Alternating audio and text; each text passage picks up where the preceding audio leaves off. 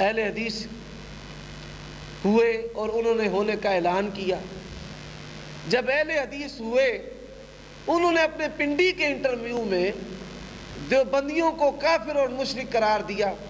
ان کے عقائد کو کفریہ اور شرکیہ قرار دیا، ان کے عقائد کو کفریہ اور شرکیہ قرار دیا۔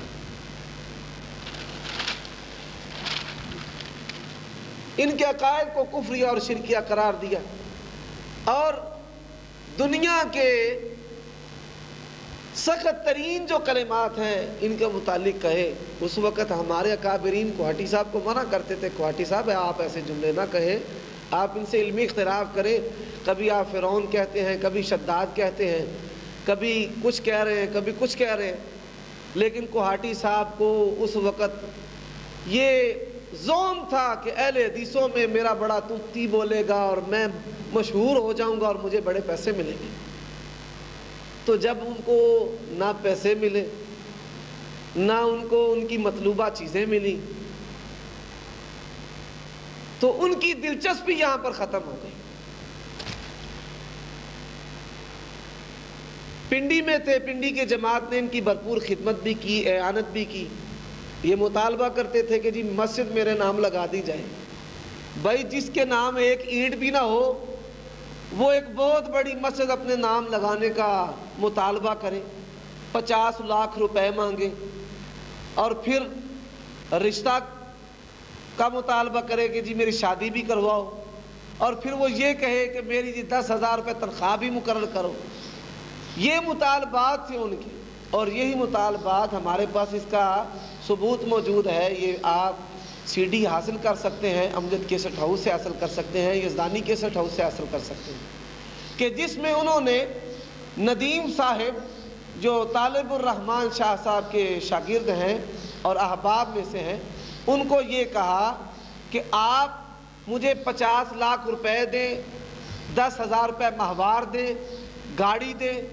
تو رشتہ میرا کروائیں، پھر میں دیوبندی نہیں ہوتا۔ آپ نے یہ چیزیں مجھے نہیں دی تو گویا کہ آپ ہی مجھے دیوبندی کروا رہے ہیں۔ گجرانوالہ میں ان کا پروگرام ہوا ہے، اس پروگرام میں انہوں نے خود کہا ہے کہ میں اہل حدیث کب ہوا تھا، میں تو صرف دیکھنے کے لیے گیا تھا۔ اب یہ گجرانوالہ کا جو ان کا بیان ہے جس میں وہ کہہ رہے ہیں کہ میں اہل حدیث ہوا ہی نہیں تھا، میں تو ویسے ہی تقیاتاً آیا تھا اور تحقیق کرنے آیا تھا۔ یہ ان کی باتیں ہیں، یہ ان کے مطالبات ہیں۔ اب میری حیاتی بھائیوں سے یہ گزارش ہے کہ وہ ان کو 50 لاکھ بھی دیں، ان کا رشتہ بھی کروائیں اور ان کو گاڑی بھی دیں، ان کو اچھی معقول تنخواہ بھی دیں، تو وہ ہو سکتا ہے کچھ دیر حیاتی رہیں، کیونکہ جب وہ مماتی تھے تو آپ ان کے نزدیک کافر مشرک تھے، جب وہ اہل حدیث ہوئے تو آپ کافر مشرک تھے۔ تو آج کفر اور شرک کا طوق جو ہے انہوں نے ہار بنا کے اپنے گلے میں ڈال لیا ہے۔ تو اگر مرزائیوں کو، قادیانیوں کو پتہ چل گیا کہ یہ بندہ جو ہے اس کا مطمع مال ہے، تو ہو سکتا ہے کہ وہ ان کو آفر کرے اور ان کی آفر پہ یہ لبیک کہتے ہوئے ان کی دعوت قبول کر لیں اور مرزائی ہونے کا اعلان کریں۔ لہٰذا وہ ان کو مال بھی دیتے رہے اور ان کے مطالبات بھی پورے کرتے رہے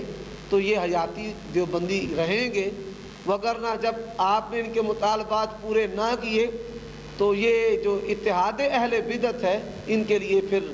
بڑی خفگی ہوگی اور بڑا شرمندگی کا وہ دن ہوگا۔ الحمدللہ اللہ کے فضل و کرم سے اہل الحدیث جو ہے نا، اہل الحدیث یہ ایک منہج ہے، یہ شخصیات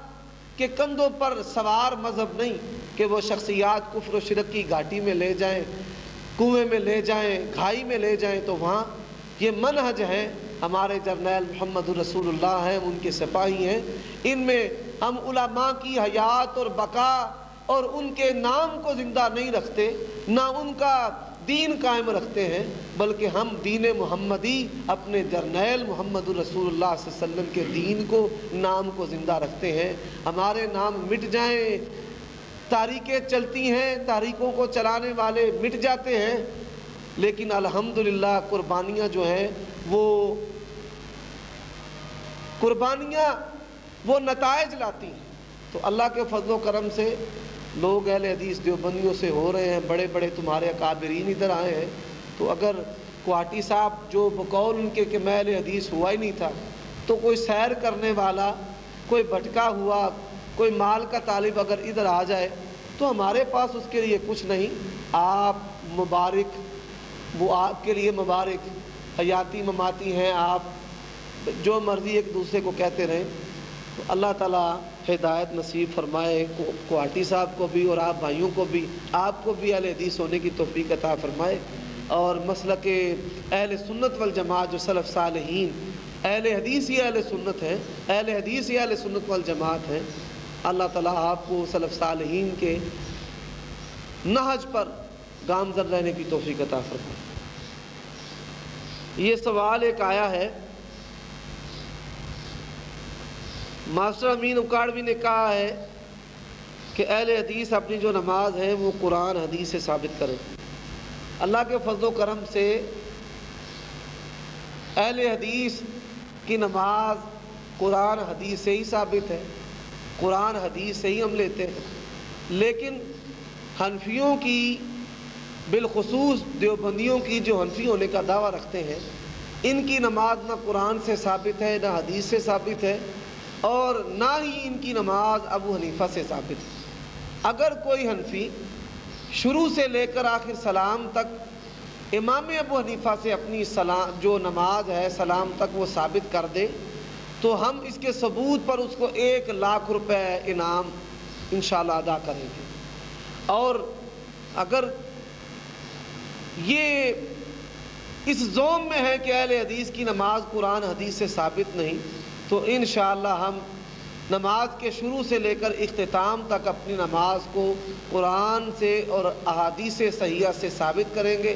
یہ ہمیں دعویٰ لکھ کر بھیج دیں، ہم انشاءاللہ تیار بیٹھے ہیں، ان کے دعوے کو ہم قبول کریں گے، اور اللہ کے فضل و کرم سے ہر آن ہر وقت ان کے جو تلبیسی اور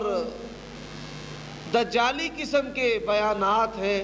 شور و غوغا ہیں، ان کی تردید کے لیے ہمہ وقت ہم تیار ہیں، کسی بھی موضوع پر یہ ہمارے ساتھ مناظرہ کر سکتے ہیں۔ یہ ایک اور سوال ہے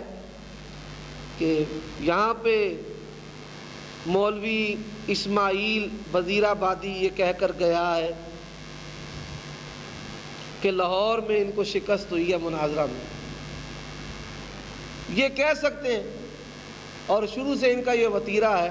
کہ الحمدللہ اہل حق جو ہیں ان کو اللہ کے فضل و کرم سے ان کے مسلک اور ان کی دعوت کی صداقت کی وجہ سے ہر موقع پر ہر جگہ پر فتح نصیب ہوئی ہے۔